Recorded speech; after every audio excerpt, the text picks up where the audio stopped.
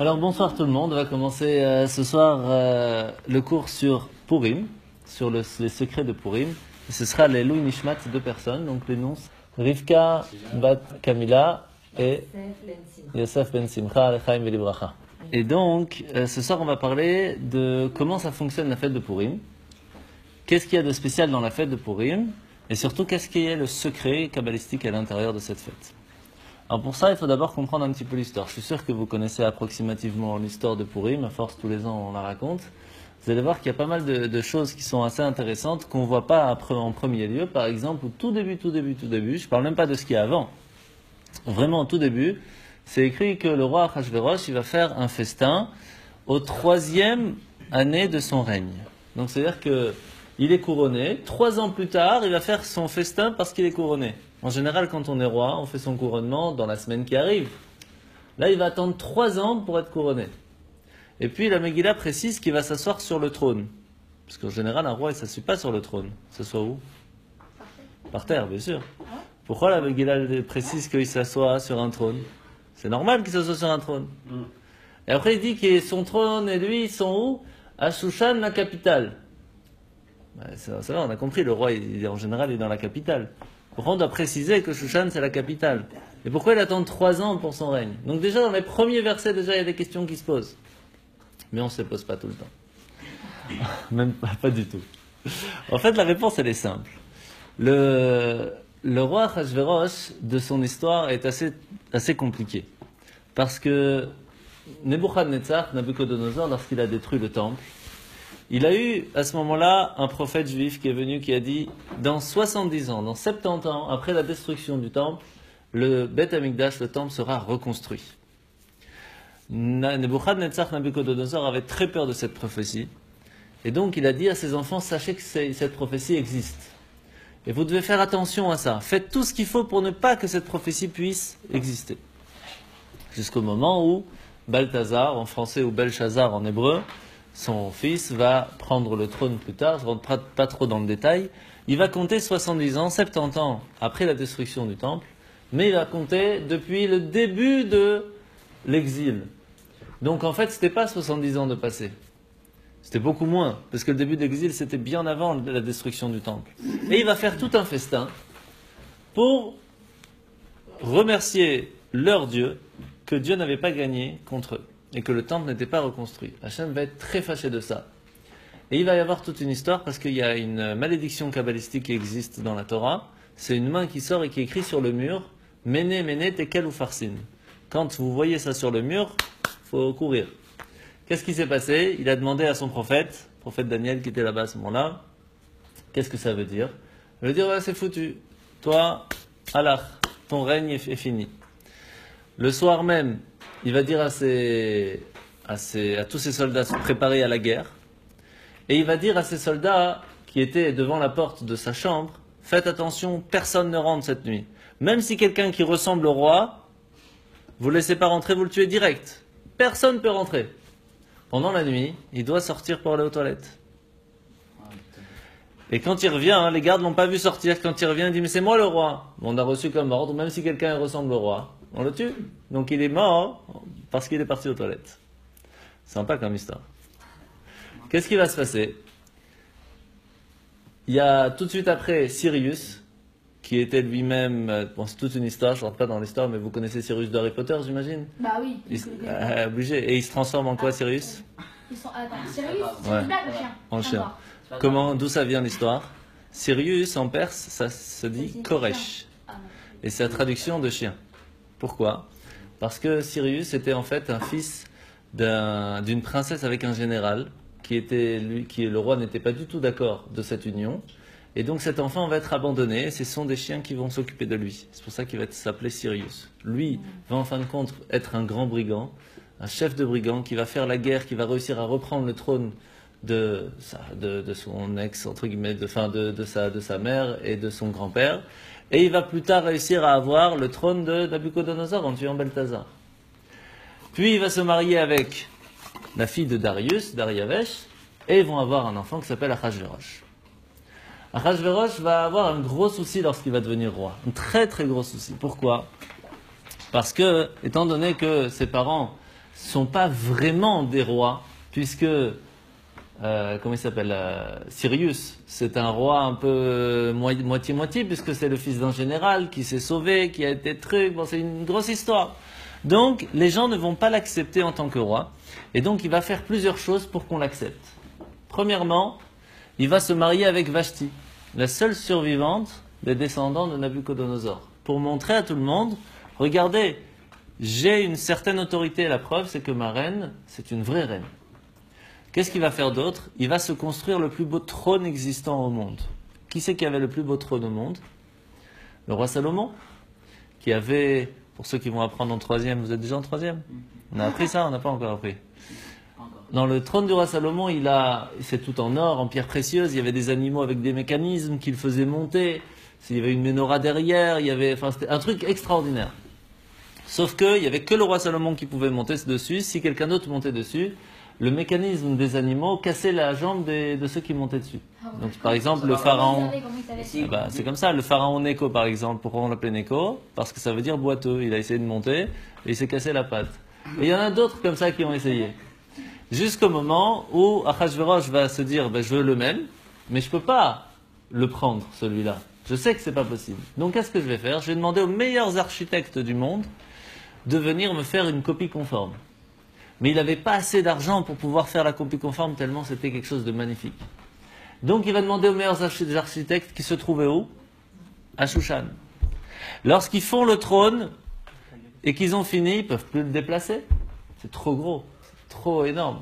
Et donc il va changer la capitale de Babylone où elle était à ce moment-là pour que la capitale devienne Shushan. Et c'est pour ça que c'est précisé qu'il s'est assis sur le trône, parce que c'était la copie du roi Salomon. C'est pour ça qu'il a dû attendre 3 ans pour le couronnement, parce qu'il fallait 3 ans pour le construire. Et c'est pour ça que c'est écrit que Shushan c'était la capitale, parce qu'il a dû changer la capitale. Donc là, vous voyez juste un petit détail de un verset, comment est-ce qu'on peut voir tous les secrets qu'il y a dans la Megillah. Et ça, c'est qu'un verset. Donc vous inquiétez pas les jeunes, quand on va arriver en 4e, on va apprendre la Megillat Esther. Alors on va continuer. Nous sommes au moment de parler du roi Achashverosh.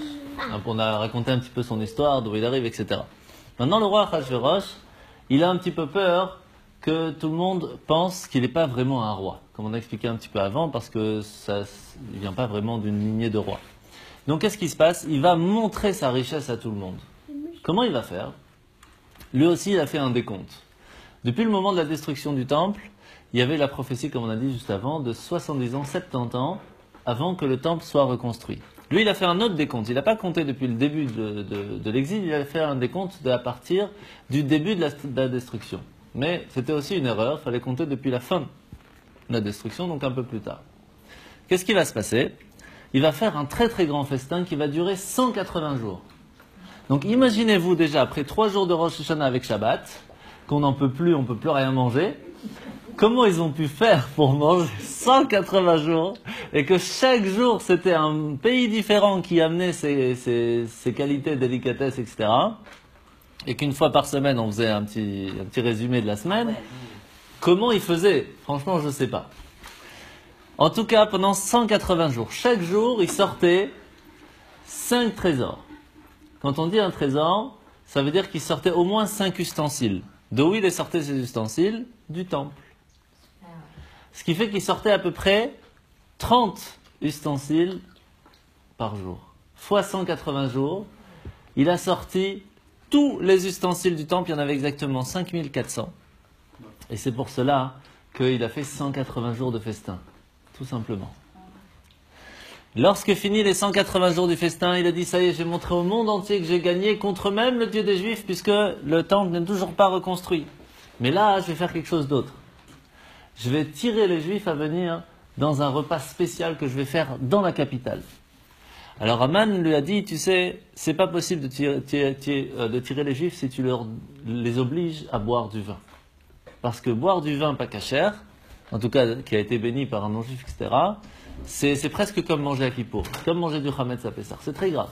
Donc, qu'est-ce que tu vas faire? Tu vas annuler un décret qui était existant depuis des millénaires, que quand le roi fait un festin, on est obligé de boire du vin. il va annuler ce décret. C'est pour ça que dans la Megillah, ça va être écrit En ones, il n'y a pas d'obligation à boire du vin, chacun peut boire ce qu'il veut. Et il va amener la nourriture cachère. Et donc les Juifs, ils disent à Mordechai, mais on peut y aller.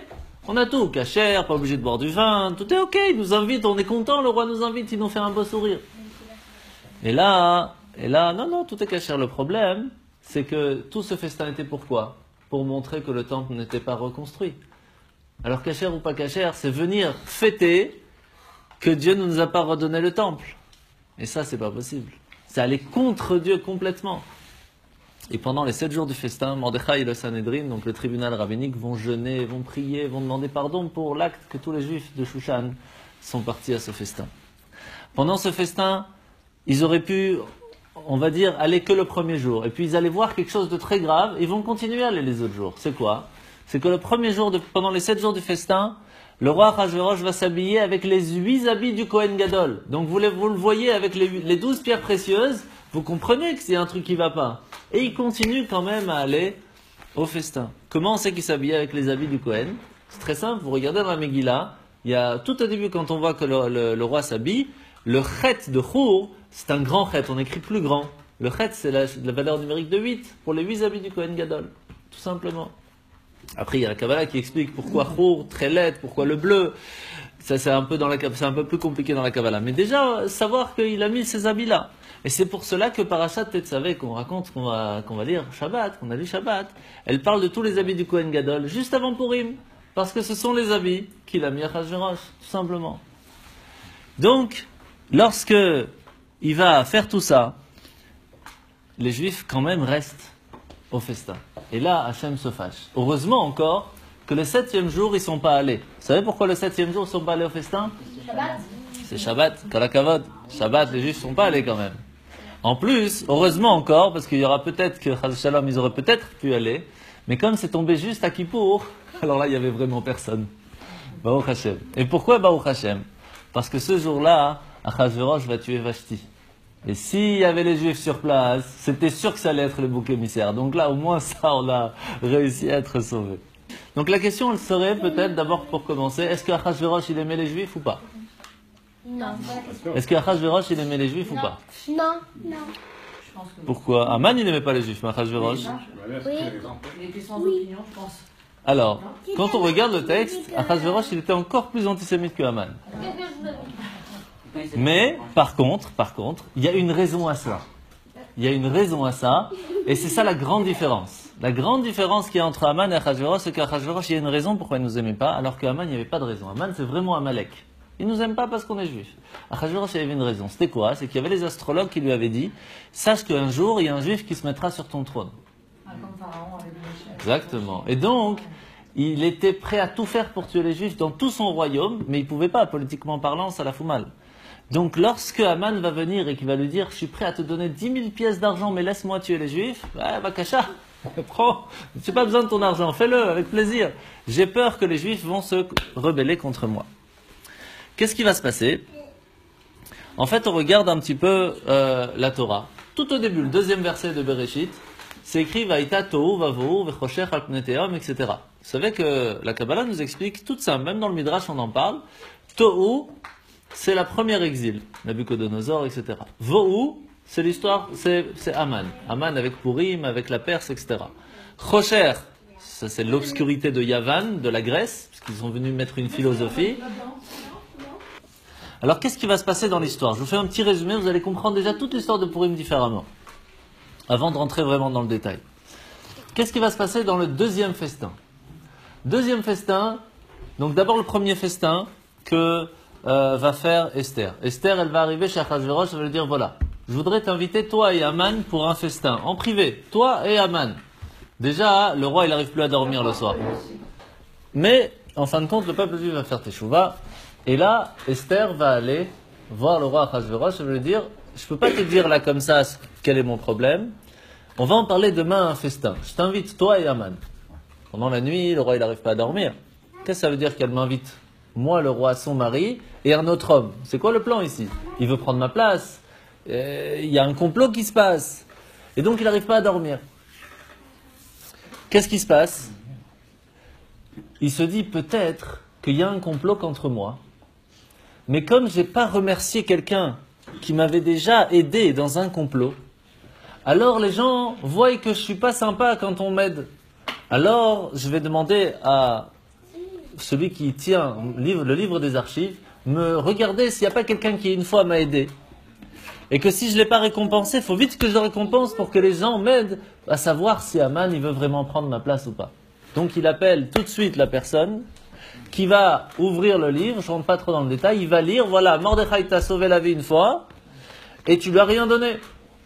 Donc qu'est-ce qu'il fait? Il dit, il faut que je le récompense vite, et même en public, et rapidement, pour que si il y a vraiment un complot aujourd'hui contre moi, eh bien je puisse dire à tout le monde, sachez que je le récompenserai comme j'ai récompensé Mordechai. Au même moment, qui c'est qui arrive? Aman. Aman, il vient, il dit au roi, j'ai envie de tuer Mordechai.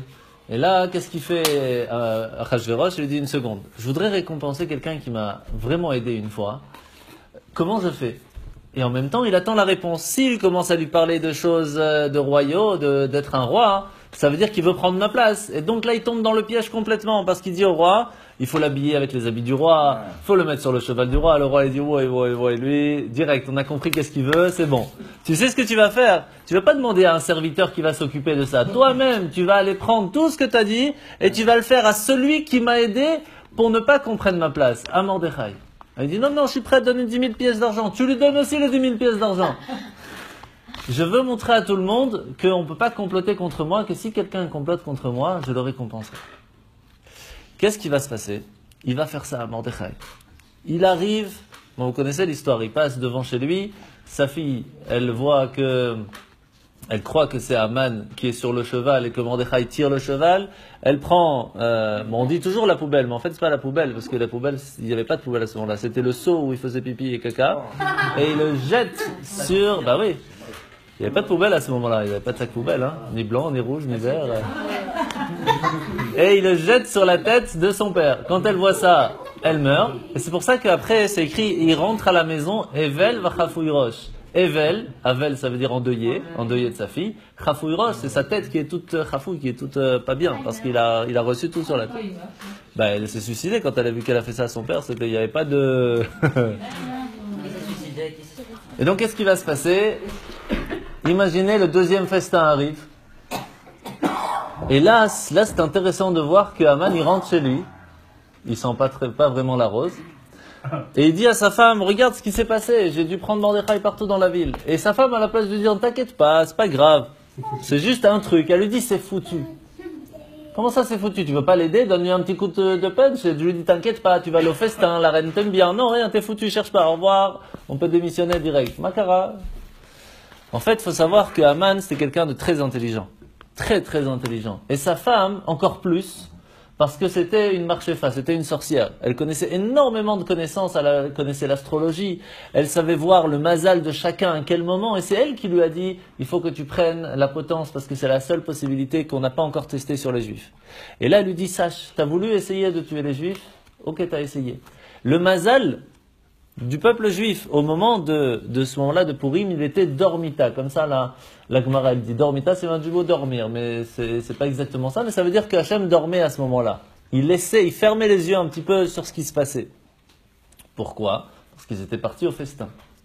Mais là, la femme de Haman, elle lui dit, sache que si maintenant tu commences à ramasser, c'est-à-dire que Hachem s'est réveillé. Et si c'est réveillé, c'est foutu.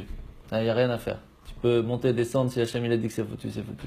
Il arrive là-bas, chez Esther, et qu'est-ce qu'elle dit Esther à Achashverosh? Achashverosh, sache qu'il y a quelqu'un qui veut me tuer. Quoi? Pas seulement on a un complot contre moi, mais en plus il y a un complot contre ma reine. Qui c'est qui veut te tuer? C'est Haman. Point. Lui, je viens de le voir, qu'il a voulu prendre les habits du roi, et qui m'a montré qu'il voulait prendre ma place, et qui veut te tuer aussi, et qui veut me tuer aussi. Attends, il y a un truc qui va pas, je vais sortir un petit peu.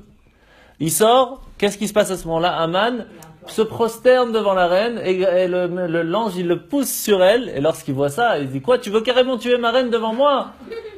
Allez hop. Non, tu veux carrément avoir commerce. Oui, ça dépend comment on traduit les choses. Ouais. Il a pris Haman, il l'a jeté sur Esther. Et c'est à ce moment-là que Achashverosh, il a dit non, ça, il faut arranger l'histoire directe. Et Charbona, enfin, c'était Eliyahu Navi qui s'est déguisé en Charbona, qui lui a dit il y a la potence qui est prévue pour Mordechai, alors on va le pendre sur lui. Ça, c'est l'histoire approximative de comprendre un petit peu qu'est-ce qui s'est passé dans la tête d'Achashverosh, dans la tête de Haman, dans la tête de Esther. Mais c'est vraiment approximatif. D'abord, d'où on parle de la Megillah d'Esther dans la Torah. C'est intéressant de voir que dans la Gemara, on pose une question. Une question très intéressante où on dit où est-ce qu'il est marqué dans la Torah 4 noms? Où est-ce qu'il est marqué Moshe dans la Torah? Où est-ce qu'il est marqué Mordechai dans la Torah?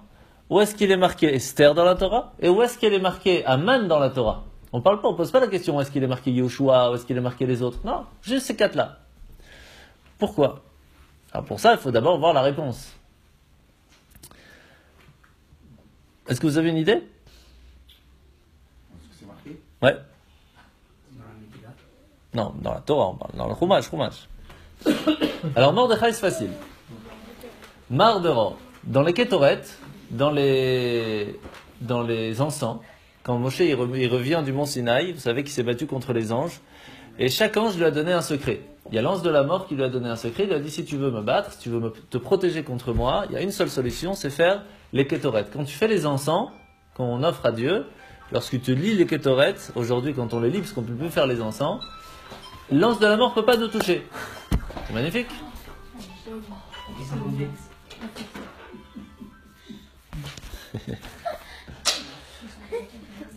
Esther, c'est facile. C'est tout ce qui est caché, ça a un rapport avec Esther, ça vient du mot l'histoire. Ça c'est facile. Par contre, Haman, c'est intéressant de voir que Haman c'est marqué où? Tout début dans Bereshit, Amin Ha'etz. Il a fait M. Price, que la kavod. Amin Ha'etz. De l'arbre de la connaissance. Le mot Haman est rappelé dans l'arbre de la connaissance qui était interdit de manger par Adam et Ève. Quel rapport? Quand Adam et Ève, ils ont mangé le fruit, qu'est-ce qu'ils ont fait? Il y a les yeux qui ont regardé le fruit, qui ont eu envie. Ils ont entendu le serpent, le nachash, qui leur ont dit il faut. Ils ont mangé et ils ont pris. Donc il y a 4 sur les 5 sens qui ont été utilisés pour faire la faute. Il y a un sens qui n'a pas été utilisé, lequel? L'odorat. C'est pour cela que le seul qui peut battre le serpent, qui peut battre Haman, en rapport à l'arbre de la connaissance, c'est les Kétoret qui sont les encens, qui sont le même mot que Mordechai. Tout simplement. Le seul qui peut battre Haman, c'est Mordechai. Maintenant, ça nous explique déjà approximativement quel rapport il y a entre Mordechai et Haman.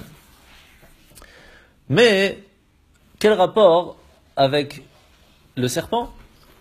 Pourquoi? Le mot Nachash, vous devez savoir que le serpent, ça a la même valeur numérique que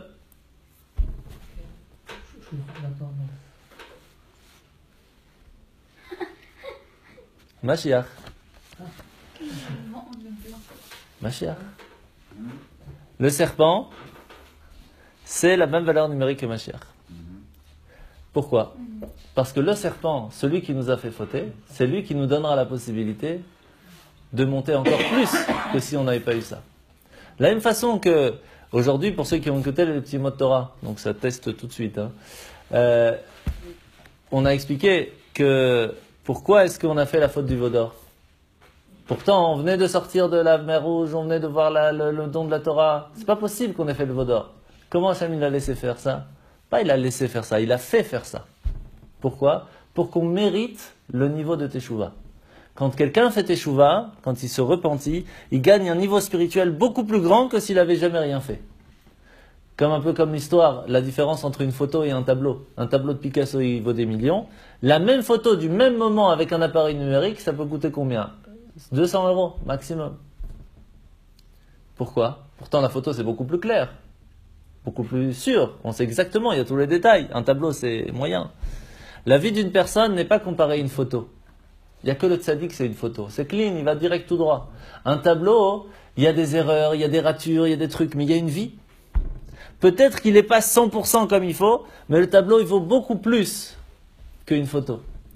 Le peuple juif, il a de temps en temps des ratures, de temps en temps ça va, de temps en temps ça va pas, c'est pas la bonne couleur, etc. C'est pas comme il faut. Mais en fin de compte, le tableau à la fin de la vie, il vaut beaucoup plus qu'une photo. Et c'est pour cela qu'on comprend directement aussi pourquoi est-ce que Esther, c'est la seule qui peut, grâce à Mordechai, réussir à tuer Haman. Parce que comment s'appelle Esther en hébreu? Hadassah. Hadassah, c'est quoi comme fleur? Le hadas. Le hadas, quelle est sa spécificité? Il sent bon. Tout simplement. Et donc c'est l'odeur, encore une fois, des kétorettes et du hadas qu'on a au moment de l'oulav, etc., qui nous a donné la possibilité de sortir de ce problème. Et quel rapport avec Moshe? Tout simplement, celui qui nous a donné ce secret des kétorettes, c'est Moshe lorsqu'il est descendu de Mont Sinaï. Et c'est pour cela que les seules 4 personnes que la Gemara nous pose la question où est-ce qu'ils sont écrits dans la Torah, c'est Moshe, Mordechai, Esther et Haman, parce que c'est les 4 qui sont en fin de compte liés aux 4 bases des 4 exils. Oui. Exactement. Alors pourquoi elle pose la question? Parce que c'est en rapport avec Mordechai, Esther et Haman. Donc il localise. Non, c'est juste par rapport à cela. Ouais. Juste par rapport à cela. Et c'est pour cela aussi que pour ceux qui connaissent un petit peu les textes dans la Torah, vraiment dans le texte, je ne vais pas vous ramener la Torah, mais le mot af, qui veut dire le nez, chaque fois qu'il y a quelqu'un qui a utilisé le mot af, il a ramassé. Qui ça, hein? Le panetier avec Yosef lorsqu'il était, le boulanger lorsqu'il était dans la prison avec Yosef, il dit, oh là là, af, que je vais sortir avec l'histoire du rêve, il a été décapité. Qui c'est qu'on a d'autres? Korach, même chose, il utilise le mot af lorsqu'il vient se battre contre Moshe, englouti dans la terre. Haman, af, hop, lui aussi il est tombé. Chaque fois qu'on essaye de toucher ou mettre le nez dans les affaires des autres, il y a un truc qui va pas. Donc ça c'est une des choses qu'on doit savoir. Le nez doit être resté dans ses affaires à lui, il ne faut pas mettre le nez dans les affaires des autres. Donc là on comprend un petit peu pourquoi aussi, le jour de Purim, si quelqu'un vient nous demander quelque chose, Hachem nous dit dans la Torah que si quelqu'un, quand la pochette yad be Purim, tout celui qui vient et qui nous demande quelque chose à Purim, il faut absolument lui donner. Pour ça, je vous conseille d'avoir, surtout en règle générale quand on est en Israël, parce que les gens le savent, donc il y a tout le temps, souvent des pauvres qui viennent demander, mais on n'a pas le droit de dire non à personne qui nous demande quelque chose pendant Purim. Alors quand mon fils a entendu ça, il a commencé à faire la pub à la maison. On va demander des Legos, on va demander des trucs, on va demander tout. Sauf que...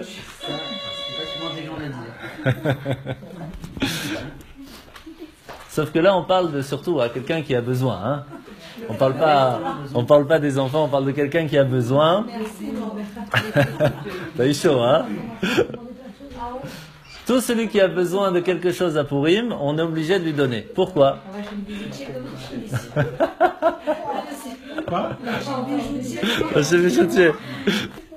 Et donc, pour résumer, à Purim, tout celui qui vient nous demander quelque chose, il faut lui donner. Pourquoi? Parce que comme ça, tout ce que nous, on demandera à Hachem, il nous donnera. Ça, c'est quelque chose de très important à Purim. Mais alors, pourquoi spécialement à Purim et pas les autres jours? C'est sur ça qu'on va essayer de parler un petit peu. Parce qu'on a pour l'instant, on a expliqué un petit peu l'histoire, on a vu un petit peu ce qu'il y a autour, la force qu'il y a à l'intérieur, mais pourquoi Purim spécialement? Bon, vous savez très bien que qu'est-ce qui est plus fort entre Kippour et Purim, c'est Purim, ça vous savez déjà. Ah oui, en hébreu, non, vous savez pas? Ah, en hébreu, le ke, ça veut dire comme. Kippour, c'est comme Kippour, c'est qui? C'est Purim. Kippourim. Kippour, c'est comme Purim, c'est pas encore au niveau de Purim. Purim, c'est beaucoup plus fort que Kippour. Ah oui. Mais alors, quel rapport? Qu'est-ce qui se passe dans Kippour qui fait quelque chose? Qu'est-ce qui se passe à Purim qui fait quelque chose? Et pourquoi Purim, c'est encore plus fort que Kippour? Alors, c'est ce qu'on va parler maintenant. On a dit qu'on a plusieurs ennemis dans le peuple juif. Ça, on a toujours eu, c'est pas un stress. Par contre, on a des ennemis classiques. Nabucodonosor qui vient, on a les Grecs qui viennent, on a les... Mais eux, il ne reste plus rien. Babylone, il ne reste plus rien. Les Grecs, il ne reste plus rien. Et encore moins aujourd'hui. Il ne reste plus rien de tous ceux qui ont été notre ennemi. Par contre, il y en a un. Qu'Hachem, il nous dit, fais attention. Parce que lui, il existe encore. Et tu te dois tous les ans de ne pas l'oublier. Parce qu'Amalek est toujours présent. Et que tu dois l'effacer complètement. C'est pas que tu peux te battre normal, comme les autres ennemis. Lui, il faut que tu ailles l'effacer complètement. Amalek. Aman. Lui, c'est autre chose. Pourquoi? En fait, c'est simple. Vous savez pourquoi est-ce que le temple a été détruit? Le premier temple pour 3 choses. Parce qu'il faisait de l'idolâtrie, parce qu'il commençait à tuer des gens comme ça, et parce qu'ils avaient des relations interdites. Deuxième temple, c'est pourquoi? Parce que, faut savoir que quand on dit tuer, ça veut dire aussi faire honte à quelqu'un. Quand on dit relation interdite, ça veut dire aller voir des choses qui ne sont pas spécialement jolies. C'est pas spécialement le truc en soi. Et le deuxième temple, c'est à cause de la haine gratuite. Comme les gens n'arrivaient plus à s'aimer, il y avait un manque d'amour gratuit, c'est pour cela que le temple a été détruit. À ce moment-là, qu'est-ce qui se passe? Lorsque le problème a été arrangé, le temple a été reconstruit. La preuve, quand Mashiach va arriver, qu'est-ce qui se passe? C'est simple. S'il y a, comme ça a été détruit à cause de Sinatrinam, il nous faut Avatrinam. Puisque c'est à cause que on a eu de la haine gratuite, il nous faut faire de l'amour gratuit pour pouvoir remettre le temple. Donc en fait, chaque fois qu'on a eu un problème, c'est parce que nous, on a fait un souci. Comme nous, on faisait des bêtises, alors on a ramassé sur la tête. Mais par contre, au temps de Haman, il n'y avait pas tellement de soucis. Parce que même Haman lui-même, ça c'est intéressant de voir, Haman lui-même, qu'est-ce qu'il dit? Il dit, sache que le peuple juif, ils sont tous différents. Ils font tous Shabbat, ils font tous les fêtes, ils sont tous habillés différents. Et dans le monde entier, c'est-à-dire que tous les juifs étaient ensemble attachés à la Torah. Ça n'existait pas qui ne faisait pas Shabbat, ça n'existait pas à ce moment-là.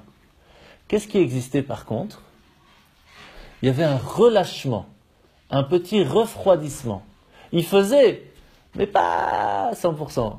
Il peut faire, mais bon, pas exagérer non plus. Ce petit refroidissement qu'il y a, c'est Amalek. Donc c'est pas qu'on faisait des bêtises. Non. On faisait tout la Torah comme il fallait, mais pas avec cœur, pas à 100%, pas comme il le faut. Et ça, c'est Amalek. Et c'est quoi la différence? Quand on fait une bêtise, on ramasse. Quand on arrange la bêtise, on revient. Ça, c'est classique. Amalek, c'est beaucoup plus fin, beaucoup plus dangereux. On fait bien, on doit recevoir la bénédiction, mais c'est qui la prend, notre bénédiction? C'est Amalek. Comment est-ce qu'Amalek, il peut évoluer, il peut gagner, il peut avoir une force? Parce qu'on fait bien, mais on ne le fait pas assez bien. Quand on se relâche dans l'accomplissement des mitzvot, et qu'on ne le fait pas assez avec cœur, pas assez avec simcha, pas assez avec ardout, pas vraiment tous ensemble, et qu'on est tout le temps en train de se bagarrer un vers l'autre, il manque, c'est pas qu'on ne fait pas, on fait, mais c'est pas comme il faut, eh bien les bénédictions qu'on doit recevoir, ils vont chez Amalek. C'est pas dommage ça? Chaval. C'est pour cela que vous verrez dans l'histoire qu'à chaque fois qu'il y a un peuple, du jour au lendemain, c'est pas logique, il va monter. Et il va essayer de nous tous nous tuer. Il va monter à fond. Et puis qu'est-ce qui se passe? Il y a un moment où Hachem va nous aider, il va se réveiller, il va nous remettre dans le tas. Et on va gagner énormément que ce qu'on n'avait pas eu avant. Haman, la même chose. Haman, il va monter. En 70 jours, il va monter à un niveau. Il était le plus bas des ministres. À peine si on l'écoutait, au point même que la coutume était que lorsqu'on pose la question dans un conseil de ministres, on pose d'abord au plus petit. Comme ça, au moins il peut dire sa truc, après de toute façon on va l'oublier son avis. Et qu'est-ce qu'il va faire? Memouchan, qui s'appelait à ce moment-là Haman, c'est lui le premier qui parle contre Vashti, parce que c'était le plus bas. Et après, il va devenir le premier ministre, le plus grand vizir. Comment il monte du plus petit au plus grand? Par le mérite des Juifs. Il a pris notre bénédiction, c'est ça Amalek. Et donc, pourquoi? D'où ça vient cette histoire d'Amalek? Pour ça, il faut comprendre, c'est qui Amalek? Amalek, c'est le fils de qui? Question pour un champion, là. Timna. Eliphaz, ouais. Timna, c'était une princesse qui est venue voir la famille d'Abraham, qui a dit à Abraham, je veux absolument me marier avec quelqu'un de tes enfants, je veux absolument être un petit peu attaché à la pureté. Je veux pas être complètement dans l'impureté. Cette femme Timna, qui était une princesse, elle a dit, je veux m'attacher à la pureté. Abraham, il a dit, je veux rien savoir. Tu es trop attaché à l'impureté, je veux rien savoir. Tu peux pas te marier avec quelqu'un de chez moi. Abraham, il a rien voulu savoir. Il a dit non à cette femme. Timna, qu'est-ce qu'elle a fait? Elle est partie voir Yaakov, Esav, rien à voir. Il voulait pas. Alors elle est partie voir Eliphaz, le fils de Esav. Et elle a réussi à l'avoir. Elle a réussi à se marier avec lui, mais à une seule condition, c'est qu'elle était princesse, elle est devenue servante. Servante et concubine. Mais elle était prête à tout faire, pourquoi ? Pour avoir, ne serait-ce qu'avoir un petit peu de lien avec la pureté qu'avait la famille d'Abraham. C'est fort. Qui va venir de là ? Amalek. Amalek, c'est pas comme les autres ennemis. Amalek, il est à l'intérieur de nous. Il est dans la pureté, il a une petite parcelle de pureté, et c'est de ça qu'il utilise pour tout nous prendre. C'est pour ça que c'est pas comme les autres ennemis. Et c'est pour cela que le Amalek, il est en chacun de nous, en fait. Chaque fois qu'on dit, allez, je vais aller à un shiur Torah, et puis, tac, on se refroidit, allez, il fait trop froid dehors, ça, c'est Amalek. C'est ça, Amalek. C'est ça. Et qu'est-ce qui se passe ? Qu'est-ce qu'il fait, ce Amalek, lorsqu'il nous gagne ? Il prend toute la bénédiction de toute la journée. Tout ce qu'on aurait pu faire, il prend tout. Chaval. Mais par contre, ça qui est quand même joli, c'est que, étant donné qu'on a un réceptacle, chaque fois qu'on fait une bonne action, on fait que notre keli, notre réceptacle, notre verre, notre bol, si vous voulez, de la bénédiction, il arrive, on le grandit, et on peut recevoir plus. Amalek, il va nous refroidir, donc il va le faire devenir plus petit, et tout ce qu'il y avait dedans va couler autour. Et qui c'est qui va prendre tout ce qui a coulé autour ? C'est lui, c'est Amalek. C'est ça son job, c'est comme ça qu'il fonctionne. Comment on fait à ce moment-là pour regagner ce qu'on a perdu ? C'est pas comme avec les autres ennemis. Les autres ennemis, il faut qu'on fasse teshuva sur les bêtises qu'on a fait. Ici, on n'a pas fait de bêtises, vraiment. On s'est relâché, on s'est refroidi. Alors, il faut faire l'inverse. Il faut se réchauffer. Il faut tout simplement être mitrazek be mitzvot. Il faut rajouter dans les mitzvot, faire encore plus de hidour, faire encore plus que ce qu'on avait l'habitude. Automatiquement, notre verre va se regrandir et on va recevoir toutes les bénédictions qui étaient prévues. Et la preuve, regardez. Mordechai, vous savez très bien que Mordechai Yehudi, c'était le chef du Sanhedrin. Un très grand rabbi.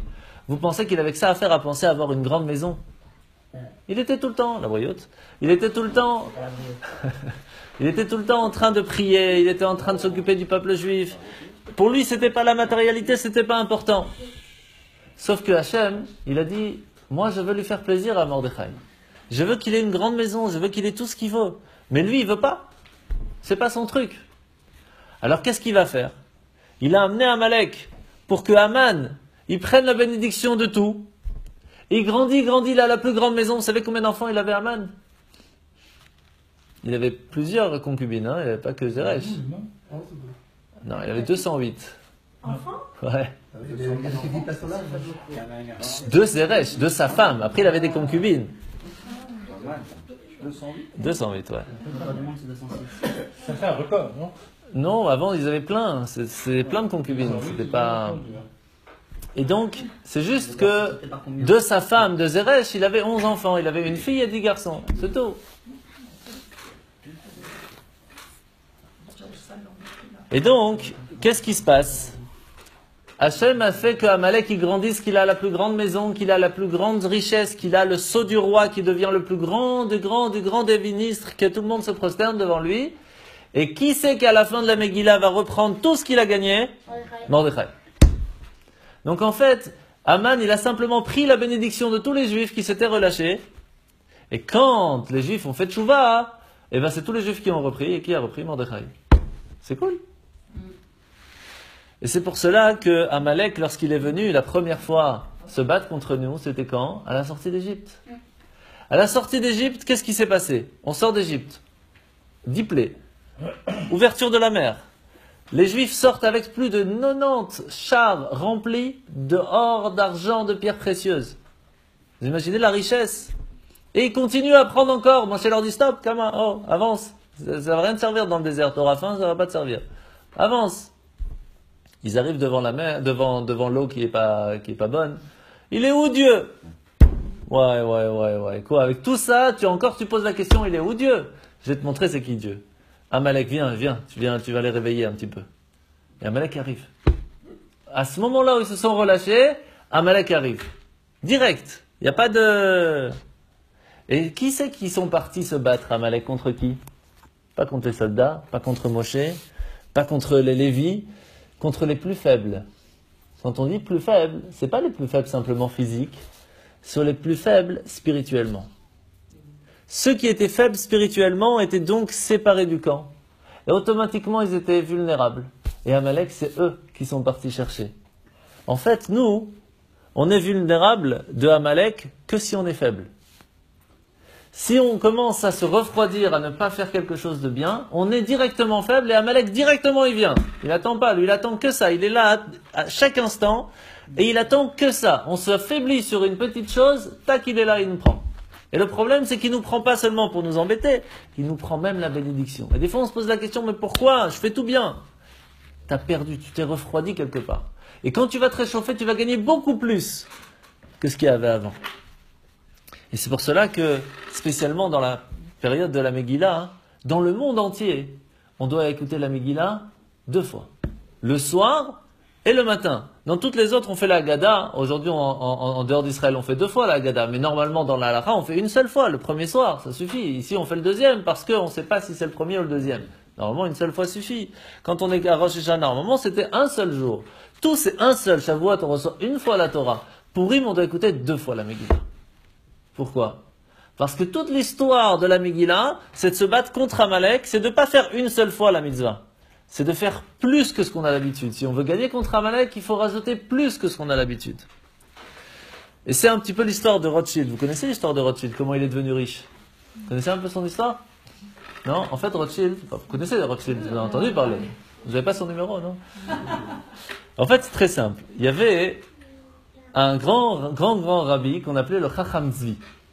Le Chacham Tzvi est parti une fois dans la ville de Rothschild et il lui a demandé ce qu'il pouvait s'installer chez lui pendant quelques jours pour pouvoir écrire son livre, pour pouvoir se remettre, etc. Bon, il lui a dit pas de problème, écoutez, venez, je vous fais une chambre. Il a installé et tout va bien. Jusqu'au moment où il reste 1 semaine, 2 semaines, 3 semaines, 1 mois, 2 mois, et combien? C'est gentil, c'est bien mignon tout ça, c'est un grand rabbi, mais ok, mais combien? Un jour, sa femme lui dit, c'est l'heure, ça suffit, combien? Alors il va le voir et il dit, Chacham Tzvi, écoutez, je voulais juste vous poser la question, combien de temps vous avez l'intention de rester? Il dit, tu sais, je vais te dire une chose, c'était prévu que ce soir je parte. Si tu te serais attendu encore un seul jour, je t'aurais récompensé matériellement parce que tu m'as donné à manger, à dormir, à boire, mais aussi spirituellement, puisque tu m'as donné la possibilité d'écrire mon livre. Mais étant donné que tu n'as pas pu, un seul jour, tu n'as pas pu te garder, je te donnerai la bénédiction pour tout ce qui est matériel, et toi et tous tes descendants seront toujours riches, mais spirituellement, tu n'auras pas ma bénédiction.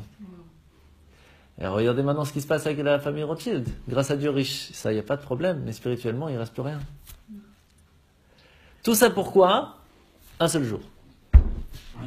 Un seul jour d'attente de le laisser encore écrire son livre. Un seul jour. Un jour. C'est pas qu'il n'avait pas fait avant. C'est ça la différence. Quand on fait une mitzvah, en règle générale, on peut le faire bien, on peut faire tout comme il faut, mais on s'est relâché un peu à la fin. Allez, on fait pas au top, c'est pas grave, on fait pas à 100%. C'est ce petit pourcent, c'est Amalek. Et c'est ça qu'on peut tout perdre, la bénédiction Chaval. Chaval. En fait, il n'a pas fait d'Avera. Il n'a pas fait d'Avera du tout. Abraham Avinu, Hachem dit tout ce que Sarah dit, tu dois écouter. Alors, Rothschild a aussi écouté tout ce que Sarah dit. Ah ouais, Parce que, c'est vrai. Mais c'est pour ça que quand Hachem il a créé la femme, il a dit à Adam, il a dit, elle sera Ezer Kenegdo. Elle sera une aide contre toi. Elle peut être ton aide et elle peut être contre toi. Et ça dépend de qui? Ça dépend du mari. Si le mari, il est attaché à ce qu'il faut, la femme l'aidera à être attachée encore plus à ce qu'il faut.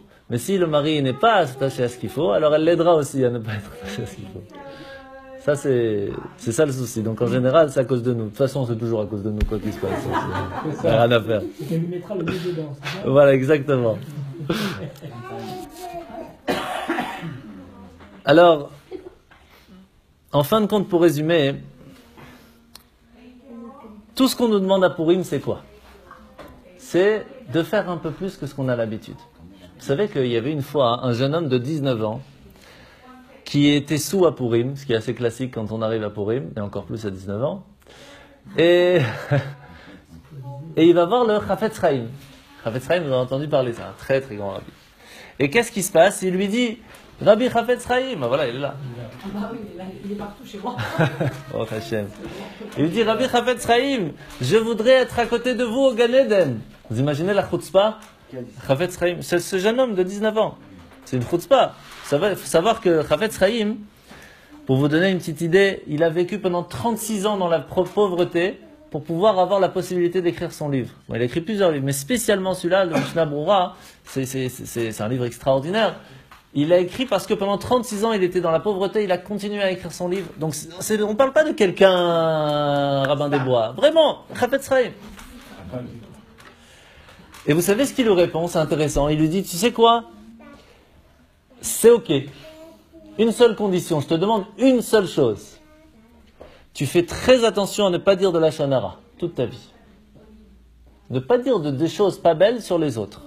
C'est tout ce que je te demande. Et tu as une place à côté de moi au Gan Eden. Vous savez ce que ça veut dire? Le jeune homme, il réfléchit. Il dit, Rabbi, je pense pas que je pourrais faire ça. Chafetz Chaim ne pouvait plus le voir. Pourquoi? Parce qu'il lui a donné les clés. Il les a jetées par terre. Il lui a donné les clés du bonheur. Il les a jetées par terre. C'est mamash comme ça. Eh bien, sachez qu'à Purim, Hachem nous donne les clés du bonheur. On peut tout recevoir à Purim. Tout. Plus qu'à Kippour encore. Et qu'est-ce qu'on fait à Purim? On jette les clés. Chaval. Il aurait pu au moins essayer. Exactement. C'est bien. Pourquoi Purim spécialement c'est différent qu'à Kippour? À mon avis, vous avez déjà compris maintenant pourquoi Purim c'est différent qu'à Kippour.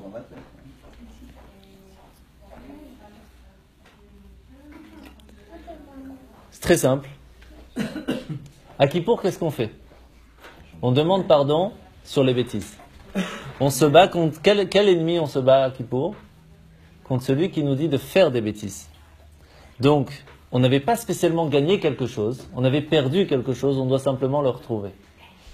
À Purim, on ne se bat pas contre un ennemi où on a fait une bêtise. On se bat contre un relâchement, contre le refroidissement à Purim. C'est pas comme à Kippour. C'est pour cela qu'à Kippour, pour se battre contre les bêtises qu'on a fait, on ne peut pas manger, on ne peut pas boire, on doit jeûner, on est triste. Parce qu'on a fait une bêtise.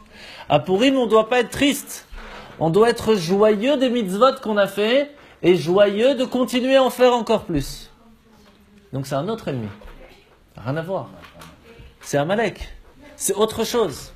Et c'est pour cela que les bénédictions qu'on peut recevoir à Purim sont 10 fois plus grandes que ce qu'on peut recevoir à Kippour. Parce qu'à Kippour, qu'est-ce qui se passe? On a une bénédiction qui est prévue, il y a quelque chose qui le bloque parce qu'on a fait une bêtise. Donc on enlève ce blocage, la bénédiction descend. Mais à Purim, c'est autre chose. La bénédiction, quand elle est descendue, on n'a pas réussi à la garder. Parce qu'on s'est relâché. Et on doit la retrouver. C'est à nous déjà, elle est déjà à nous. Mais on l'a perdue. Et à Purim, on ne doit pas commencer à jeûner et à pleurer. Non, on doit être joyeux des mitzvot qu'on a fait. Et on doit faire encore plus. Parce que c'est comme ça qu'on gagne contre Amalek. Donc là, vous comprenez pourquoi Purim, c'est plus grand qu'à Kippour. C'est tout simple. Bon, à part ça, à Kippour, vous savez que c'est quelle fête qu'on a reçu la Torah? On va demander aux jeunes d'abord. Ne me dites pas Simchat Torah, hein, ça on me l'a dit tout le temps. Il n'entend pas. Quelle fête? Quoi? Qu'est-ce que t'as dit? Quelle fête on a reçu la Torah? Shavuot, il a fait. Shavuot, ça va, c'est bon. Shavuot, c'est bien. 3 ans après la guerre. Donc à Shavuot, on a reçu la Torah. Vous êtes d'accord avec ça? On a reçu les premières tables de la loi, à quelle date? C'est plus dur là. Les premières tables de la loi, on a reçu à quelle date? En Sivan, voilà. Non, mais non. Le 17 Tammuz. C'est là où ils se sont cassés. 40 jours plus tard, on a été un petit peu pardonné. Et 40 jours encore après plus tard, on reçoit les deuxièmes tables de la loi. C'était quelle date? À Kippour. Quand est-ce que véritablement on a reçu la Torah? On va dire, on a plus accepté la Torah, c'était quand? Purim. À Purim. Bien fait. Il se rattrape. Pourquoi? Pourquoi à Purim? Parce qu'à Kippour, on a pris sur nous de ne pas faire de bêtises, d'essayer de faire des mitzvot, mais on a été obligé de le faire. Vous savez que Hachem, lorsqu'on a reçu la Torah, il nous a pris la montagne, il l'a mis sur la tête, il nous a dit, voilà, tu choisis, ou tu meurs ou tu prends la Torah. Qu'est-ce qu'on a dit? On prend. Donne-moi deux, même s'il faut. C'est pour ça qu'on avait deux tables. Par contre, à Purim, on avait le choix de mourir en tant que juif, ou de garder la Torah tout en peut-être avoir le stress de mourir quand même. En gardant la Torah, vous pouvez mourir. Et là, qu'est-ce qu'ils ont fait? Tous les juifs du monde entier, le même jour, ils se sont mis ensemble à Purim, ils ont gardé la Torah, ils ont fait Teshuvah, tout le peuple ensemble. Et donc là, à ce moment-là, ils ont véritablement accepté de la Torah. Donc le jour de Purim, c'est le véritable jour où on a reçu la Torah. Parce qu'on a accepté la Torah ce jour-là. Et c'est pour cela qu'on revient avec l'histoire du serpent. Vous savez que Aman, Zeresh, elle lui a dit, tu sais quoi? Si tu veux essayer de tuer Mordechai avec le feu, ça ne marchera pas. Daniel, ils ont essayé. Michael, Azaria, ils ont essayé. Ils ont essayé avec Avram, ça n'a pas marché. Tu veux essayer de le tuer avec l'épée, ça n'a pas marché. Moshe, il a essayé avec Pharaon, ça n'a pas marché. Ils ont tout essayé. Il y a une seule chose qu'on n'a pas essayé, c'est la potence. Essaye de le pendre, peut-être ça marchera. Qu'est-ce qu'il fait Aman? Il dit, ok, on va prendre une potence, mais alors énorme. Va me chercher une poutre la plus grande que tu trouves. Il y a deux avis où est-ce qu'il va trouver une poutre de 25 mètres. Il faut le faire quand même. 25 mètres, ça va, ça suffit, 4 mètres, ça suffit. Tu vas chercher 25 mètres. Deux avis. Un qui dit qu'il est parti chercher une des planches de l'arche de Noé. Et un autre qui dit qu'il a pris du Kodesh à Kodashim, une des planches du Mishkan, qui était gardée, qui faisait 25 mètres, qu'il a gardée, il a pris celle-là. Pourquoi c'est important de marquer, de parler de ça? Parce que imaginez comment est-ce qu'un bois qui vient du Saint des Saints, du Mishkan, c'est juste du bois, c'est pas vivant, a la force de pouvoir faire retourner l'histoire de Haman qui voulait tuer tout le peuple juif en un jour. C'est la seule fois dans toute l'histoire. Hein. On a toujours essayé de nous tuer un peu par-ci, un peu par-là, même partout dans le monde, mais pas en un jour, tout le monde ensemble. Seul c'est Haman. Un seul bois saint a réussi à faire changer l'histoire. Imaginez un juif qui fait une mitzvah, comment est-ce qu'il peut faire changer l'histoire? Si déjà on s'attache, ne serait-ce qu'un tout petit peu, à quelque chose qui est saint, qui est à côté de Dieu, comment ça peut faire changer l'histoire? Si vous attachez encore un peu plus de Dieu, imaginez tout ce que vous pouvez faire. Et c'est pour ça que le jour de Purim, on raconte très souvent cette histoire et qui va vous faire réfléchir un petit peu. Il y avait une fois quelqu'un qui arrive en Israël, c'est la première fois qu'il arrive là-bas, il va dans une synagogue, et vous savez qu'en Israël, c'est un peu comme chez les Sefs, on vend toutes les aliotes. Parce qu'il y a beaucoup de gens grâce à Dieu à la synagogue. Donc on vend les aliotes, combien? 5 shekels, 10 shekels. Ça se vend à 3-4 euros les montées à la Torah. Pour un Européen, il ne comprend pas pourquoi tout le monde n'achète pas, quoi. Donc il est là-bas, et il entend 10, alors il dit 15. Il attend que quelqu'un va faire plus. 15 shekels, bon Hachem, tu peux monter à la Torah. Il dit non, ça va, moi je suis monté la semaine dernière, vous savez quoi, il y a un monsieur là-bas qui est assez âgé. Donnez-lui à monter à la Torah, kavod, l'honneur aux anciens. Le monsieur il monte à la Torah, et après il vient le voir et lui dit pourquoi vous m'avez offert cette montée à la Torah? Il dit écoutez, honneur aux anciens, pourquoi pas, je voulais vous faire plaisir. Il dit je vais te dire une chose, c'est la première fois de ma vie que je monte à la Torah. Et pour ça, tu me demandes ce que tu veux. Puisque tu m'as aimé, tu m'as offert, tu me demandes ce que tu veux, je peux t'aider. Juste là, ça tombait bien. Il devait marier ses enfants. Il avait 30 000 euros de dette. Grâce à Dieu, il a tout arrangé. Mais c'est pas, ça, c'est juste une histoire. En fait, l'histoire, c'est quoi? C'est que très souvent, on se dit, allez, on va faire, on va pas faire. Réfléchis pas. Tu as la possibilité de faire quelque chose de bien fait.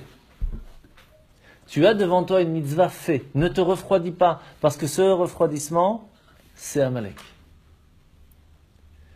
Et lorsqu'Amalek s'introduit en nous, on perd tout. Parce que même ce qu'on avait fait de bien avant, on n'aura pas gagné grand-chose, on n'aura pas gardé grand-chose. C'est tout Amalek qui va prendre. Tout ça parce qu'on s'est refroidi sur une mitzvah. Chaval. Le jour de Purim, on a la possibilité de tout renverser. De dire à Hachem, regarde, à Purim, je vais faire un max de chez max. Je sais que telle personne est à l'hôpital, je vais appeler telle personne pour qu'elle aille lui faire la Megillah. Elle n'a pas de Mishloach Manot, je vais lui amener des Mishloach Manot. Je sais qu'elle n'a même pas de quoi offrir, je vais lui offrir pour qu'elle puisse offrir. Je vais offrir à des pauvres pour qu'ils aient de quoi manger. Je vais inviter un festin pour que tous ceux qui n'ont pas où manger, qui vont aussi manger. Que tout le monde puisse écouter cette Megillah. C'est ça l'histoire de Purim, qu'on soit tous ensemble, sans stress, dans la joie, dans le bonheur. Et on va se déguiser. Pourquoi on se déguise? Pourquoi on se déguise? Je sais pas, j'ai posé au chaliard, mais non, c'est n'importe quoi. Ah, il y a plusieurs raisons. Alors, déjà, c'est parce que à Purim, il y a plusieurs raisons. Je vais vous en donner une sympathique. Toute l'année, on est déguisé, en fait. Toute l'année, on est déguisé. Toute l'année, on est un peu hypocrite par-ci, un peu hypocrite par-là. Et on fait comme ci, on fait comme ça, on se montre gentil au dehors et quand on rentre à la maison, on n'a pas le sourire. C'est comme ça. Et alors que ça devrait être l'inverse. Mais à Purim, on se déguise pour se rappeler qu'en fin de compte, à l'intérieur de nous, il faut savoir qui on est vraiment. Et très souvent, vous savez quoi? Le déguisement montre qui est à l'intérieur. Très souvent. C'est pour ça que les adultes, ils ont peur de se déguiser. Et pourtant, c'est une grande mitzvah de se déguiser. C'est pas une mitzvah, mais c'est important de se déguiser. Aussi pourquoi? Parce que quand Achashverosh, il a dit ok, vous allez pouvoir tuer tous ceux qui voulaient vous tuer pour le jour de Purim. Eh bien, plein qui sont déguisés en juifs pour ne pas mourir. Alors nous aussi, on se déguise pour rappeler ce niveau-là. Il y a plein d'histoires. On peut te déguiser en juif. Ouais. Bah, tu peux te déguiser en juif. Bah, tu mets des tefilines, tu mets... Ça dépend, c'est pour toi. Tu sais quoi, demande à un non-juif de dessiner un juif. Et Ils vont te dire noir, enfin moi ils me disent noir, chemise blanche et le surtout voilà. Le chapeau. Donc si un non-juif nous voit comme ça, comment nous on peut pas se voir comme ça? Et les ficelles, ouais. Tu écoutes ou pas? Si un non-juif nous voit comme ça, comment nous on peut pas se voir comme ça? Tu comprends? C'est dur, hein? Alors pour finir, j'espère que jusque-là c'était... Ça va jusque-là, c'était bien? Bon, alors pour finir, je vais vous faire on va voir un petit peu si vous vous rappelez. Vous vous rappelez qu'il y avait combien d'années la prophétie, depuis le moment de la destruction du temple jusqu'à la reconstruction? 70. 70 c'est 70 en français. Qu'est-ce qui a fait tomber Achashverosh qui a tué Vashti? C'est à cause de quoi? Parce qu'il a bu du vin. Comment on dit du vin en hébreu? Yain. Yain c'est quelle valeur numérique? 70. Yud c'est 10, Yud c'est 10, Nun c'est 50. Combien de jours Mordechai a attendu depuis le moment où il a eu le sceau du roi, donc la bague, pour envoyer une nouvelle lettre à tout le monde en leur disant « Sachez qu'il ne faut pas tuer les Juifs à Purim, c'est l'inverse. » Combien de jours il a attendu? 70 jours. Pourquoi il a attendu? Pourquoi t'attends? Bientôt, il va tuer tout le monde. Tu as la possibilité de sauver tout le peuple juif, tout le monde entier. Il flippe, il a peur parce qu'on va les tuer. Et toi, tu les laisses avoir peur pendant 70 jours encore. On voit tout de suite la feuille, non? C'est pas sympa, ça. Pourquoi il a attendu 70 jours? En fait, c'est tout simple. C'est tout simple. Vous savez que lorsqu'on était en Égypte, Yaakov, il est mort. Enfin, même s'il n'est pas mort, parce que c'est écrit Yaakov Avinu Lomet. En tout cas, il est parti de ce monde physiquement. Yaakov, c'est écrit Yaakov Avinu Lomet. Comme c'est écrit dans la Torah. Alors, comme Rabbi Retaï et Lomet aussi, Ouais, alors c'est sûr, même histoire. Ah ouais. C'est-à-dire que Yaakov, il a été momifié, enterré, et il n'est pas mort. C'est intéressant quand même. Hein. Et Rabbi Retaï Enterré, mais pas mort. Non, pas momifié. Lors de Shabbat n'est pas mort, c'est ça. L'histoire, c'est qu'en fait, un tzaddik n'a pas la même vie que quelqu'un de normal. Un tzaddik, c'est son âme qui vit. Même quand elle est dans le corps, c'est son âme qui vit. Ce qui fait que même si le corps n'est pas là, en fait, il a plus de force encore. Donc il n'est pas mort, il est encore plus vivant. C'est pour ça que des tzaddikim ne sont pas morts. Et tu m'avais expliqué que celle qui avait chanté à Yaakov et Yosef n'était pas... C'est rare. Elle n'est pas morte du tout, elle. Non, elle était... Elle est rentrée au Gan Eden vivante. Ouais. Donc, qu'est-ce qui se passe? Yaakov va mourir, entre guillemets, et c'est écrit que les Égyptiens vont pleurer pendant 70 jours. Pendant 70 jours, ils vont pleurer la mort de Yaakov. Ce mérite-là, que les Égyptiens qui sont de la famille de Amalek vont pleurer pendant 70 jours, pendant 70 jours, va les protéger pendant cette histoire de Haman. Et donc, qu'est-ce qu'il va faire Mordechai? Il va enlever cette protection. Pendant 70 jours, pendant 70 jours, il va les laisser avoir le kiff de pouvoir tuer les Juifs. Sans pouvoir le faire, c'était pas le moment. Mais ils étaient contents. Allez, on se prépare, et ouais, c'est top, et on va leur faire peur et tout. 70 jours, ils ont fait pleurer. Mordechai a laissé pleurer les Juifs de peur pour rattraper ces 70 jours. Et seulement après, il a annulé le décret. Il y a combien de nations autour de nous qui essayent de nous embêter tout le temps? 70. On est arrivé à combien en Égypte? 70. Quand on compte, il y en avait 69. Hein. À l'ONU, ils étaient. Voilà. Ah, elle a accouché. Ah, bravo. C'est qui là? Aïe, résultat. J'ai le couteau. C'est bien. Tu entends Qu'est-ce qu'il a On était 69 quand on est rentré en Égypte. Pourquoi c'est écrit 70? Parce que Elle a accouché. qu'il y a une petite fille qui est née juste avant de rentrer en Égypte. Cette fille, c'était la mère de Moshe. Yocheved. Fait. Kalakavod. Lorsqu'on a fait l'inauguration du temple, lorsqu'on a fait l'inauguration du Mishkan, du temple, ils ont amené, chaque tribu a amené plusieurs pièces de shekel. Combien? Même chose, 70. Vous savez, quand on compte depuis Bereshit, d'accord? Jusqu'au mot Nachash, il y a combien de psukim? 70. Eh oui. Depuis le moment où Haman il commence à grandir et devenir Premier ministre, jusqu'au moment où il est pendu, 70 psukim. Même chose.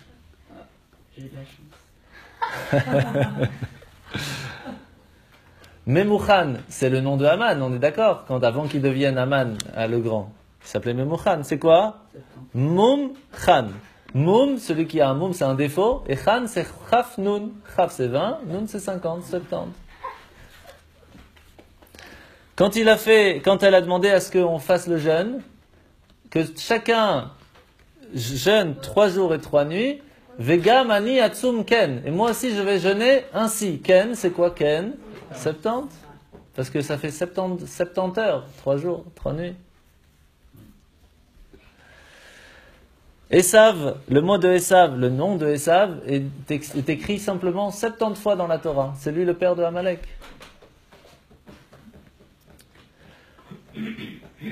Et en fin de compte, après tout ça, on comprend que le mois de Hadar, il a quelque chose qui est différent des autres mois.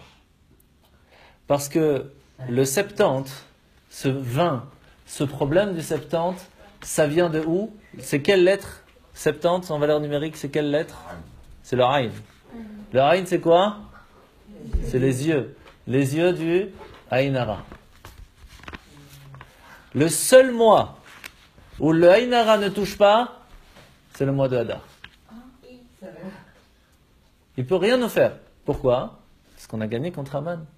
La force on a été mitrazek be mitzvot, qu'on a fait 2 fois, on a écouté la Megillah, on a vu plus que ce qu'il fallait, nous permet de nous protéger même contre le Aïnara.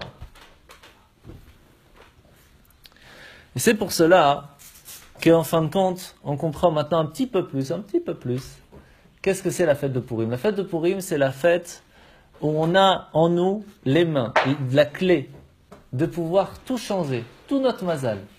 Tout notre destin peut changer si on prend sur nous, à la fête de Purim, de faire un peu plus que ce qu'on a l'habitude. Vous savez c'est quoi les racheter votre mazal? Men Zayin Lamed? Non? Zrizim Magdimim le mitzvot. On va vite et on va même avant quand on veut faire une mitzvah. Celui qui veut que son mazal, son destin, soit bien, il faut qu'il aille vite lorsqu'il a la possibilité de faire une mitzvah, qu'il court pour la faire. Le mazal qu'on a lorsqu'on est au mois de Hadar, comme Yehoshua par exemple, qui c'est que Moshe a envoyé pour se battre contre Amalek? Yehoshua. Pourquoi? Parce qu'il est né au mois de Hadar. Celui qui peut battre Amalek, c'est seulement celui qui est Zrizim, Magdimim, le mitzvot. Il a la possibilité de faire une mitzvah, il ne va pas se refroidir. Il court pour le faire. À Purim, on a plein de mitzvot. Mishte, Megillah, Matanat Lavionim, Mishloach Manot. Alors il y a plusieurs sortes de personnes. c'est qu'ils vont se lever à midi, ils vont dire bon, j'écouterai la Megillah ce soir, et je ferai vite fait tac tac tac, et toute la journée de Purim, chaval. Pourquoi officiellement on ne peut pas manger avant d'écouter la Megillah? Pour nous booster à aller faire, officiellement, hein, pour nous booster à faire les choses vite et bien. On doit faire un maximum de mitzvahs le jour de Purim. Chaque petite mitzvah qu'on fait le jour de Purim, c'est un trésor de plus. Echaim, echaim.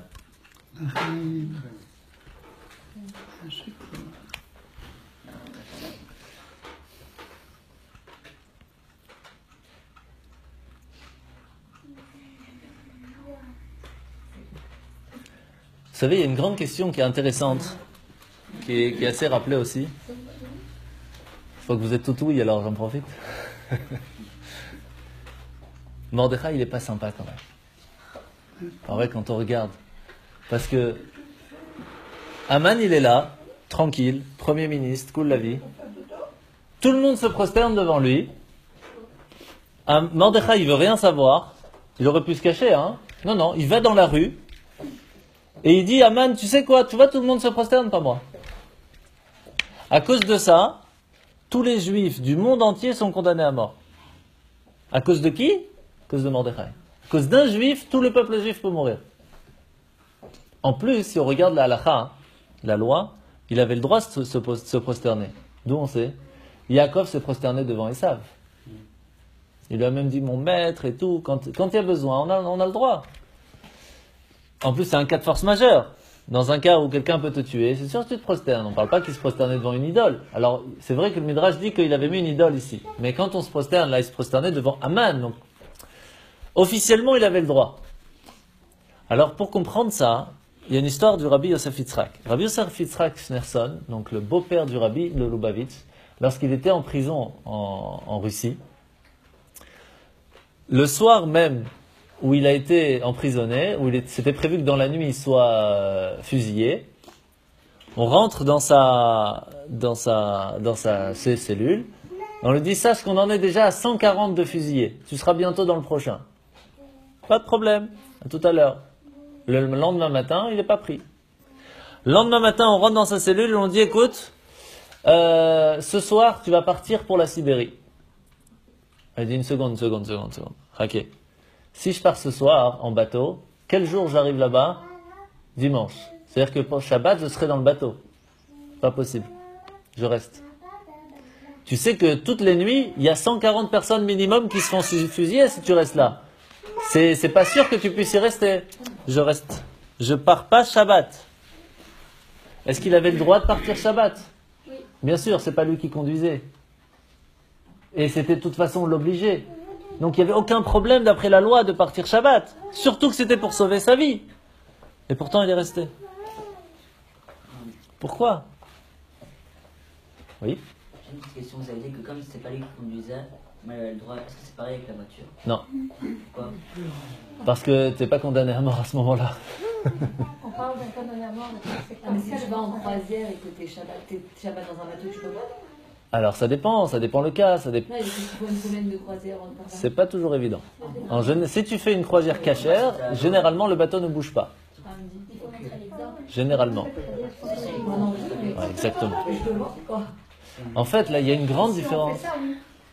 Un bateau qui n'avance C'est aussi pas. une problématique. Ça dépend le cas. En fait, le gros problème qu'il y a dans le bateau, c'est même pas le moteur, c'est même pas la personne, c'est le Troum Shabbat. Le Troum Shabbat, c'est quoi? C'est que on a le droit à faire 2 km maximum en dehors de la ville.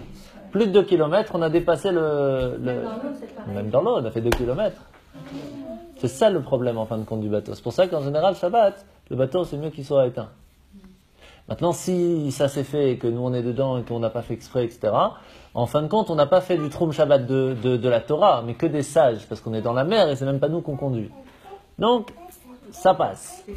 Mais c'est discutable. Mais pour le rabbi, il a dit c'est pas possible. Moi, je suis quelqu'un qui doit me montrer l'exemple.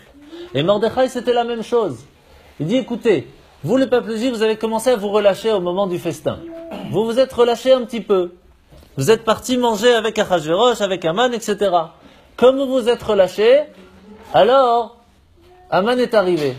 Alors c'est vrai que d'après la loi, je peux me prosterner devant lui. C'est vrai. Mais tout le problème de Amalek ici, c'est pas de faire des choses interdites. Le problème d'Amalek, c'est quoi? C'est qu'on s'est relâché un petit peu, on s'est refroidi un petit peu, et on prend les coulottes quand on peut. Alors Mordechai, il a dit, je vais montrer aux Juifs qu'on ne fait pas les coulottes ici. Ici, on vient se battre contre Amalek, on doit faire les choses comme il faut. Et Aman nous demande de se prosterner devant lui alors qu'il met une idole et qu'il veut montrer à tout le monde qu'il a réussi à faire prosterner les Juifs devant une idole. Non. Ça n'existe pas. Et c'est pour cela qu'Aman, il dit, quoi? Si c'est que Mordechai le problème, je le tue, c'est fini. Mais le problème, c'est que c'est pas que Mordechai. Mordechai a réveillé en chacun de nous cette âme qu'on a à l'intérieur de nous, que chacun de nous peut être un Mordechai. Chacun de nous peut avoir cette force de Messirut Nefesh de dire, non, on ne se prosterne pas devant une idole. Et ça, Aman, il ne pouvait pas.